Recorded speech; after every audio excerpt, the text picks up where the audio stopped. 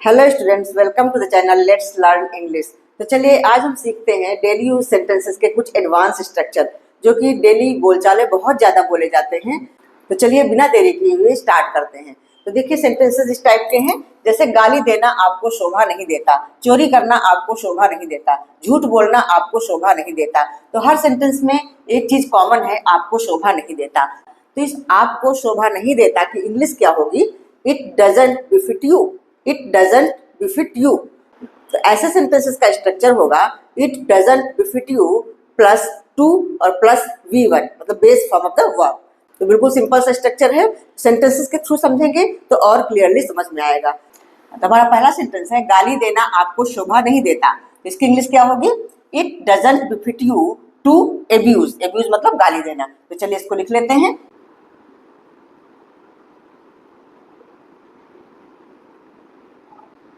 It doesn't befit you to abuse। तो इस sentence का ट्रांसलेशन हो गया it doesn't befit you to abuse. अब देखिए जो मैंने सेंटेंसेस लिए हैं तो सभी सेंटेंसेस में मैंने आपको वर्ड ही लिया है, आपको शोभा नहीं देता। लेकिन इसी स्ट्रक्चर को यूज करके यहाँ आपको ये रिप्लेस करके कुछ और भी हम यूज कर सकते हैं, जैसे गाली देना उसे शोभा नहीं देता। तो इसके ट्रांसलेशन में थोड़ा सा ही चेंज आएगा, ये जो हमने यू लिखा है इसकी जगह हिम हो जाएगा। तो इसका ट्रांसलेशन ऐसा हो जाएगा it doesn't befit him to abuse. अगर गर्ल के लिए बोल रहे हैं तो it doesn't befit her to abuse, या अगर अपने लिए बोल रहे हैं कि गाली देना मुझे शोभा नहीं देता तो it doesn't befit me to abuse. तो स्ट्रक्चर वही है, सेम है, बस खाली हमारा ये जो ऑब्जेक्टिव केस है ये चेंज हो गया। आपने ये स्ट्रक्चर अगर सीख लिया तो बस थोड़ा सा चेंज करके भी सेंटेंसेस को बना सकते हैं। आपको की जगह हम उसे, मुझे या किसी का नाम भी दे सकते हैं, तो वहां पर बस खाली ये चीज यू चेंज हो जाएगा, बाकी सब वैसा ही रहेगा। तो नेक्स्ट सेंटेंस है चोरी करना आपको शोभा नहीं देता। तो इसको भी ऐसे बना लेंगे it doesn't befit you to steal. तो चलिए इसको भी लिख लेते हैं।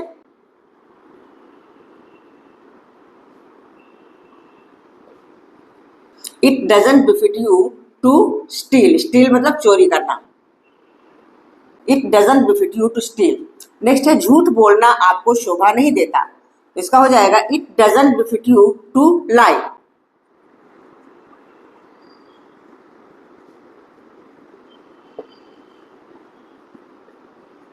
ठीक है, इसका हो गया it doesn't befit you to lie.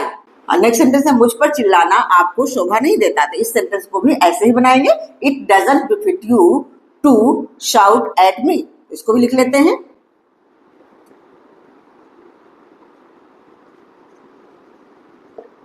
It doesn't befit you to shout at me.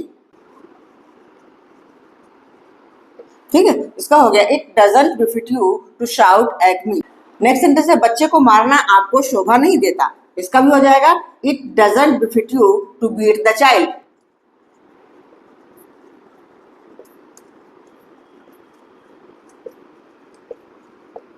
ठीक है, इसका हो गया it doesn't befit you to beat the child.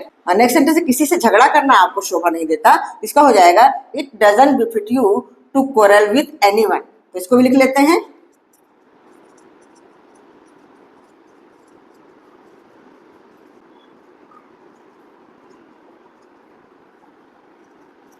इसका हो गया it doesn't befit you to quarrel with anyone, या तो यहाँ क्वेरल की जगह पे आप फाइट वर्ड भी यूज कर सकते हो।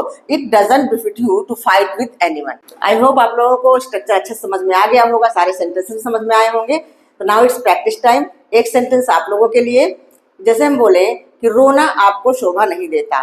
रोना आपको शोभा नहीं देता, तो इसकी इंग्लिश क्या होगी? Let me know in the comments below. That's all for today. See you soon in the next video with some more sentences. Till then, keep practicing, keep learning. Bye bye.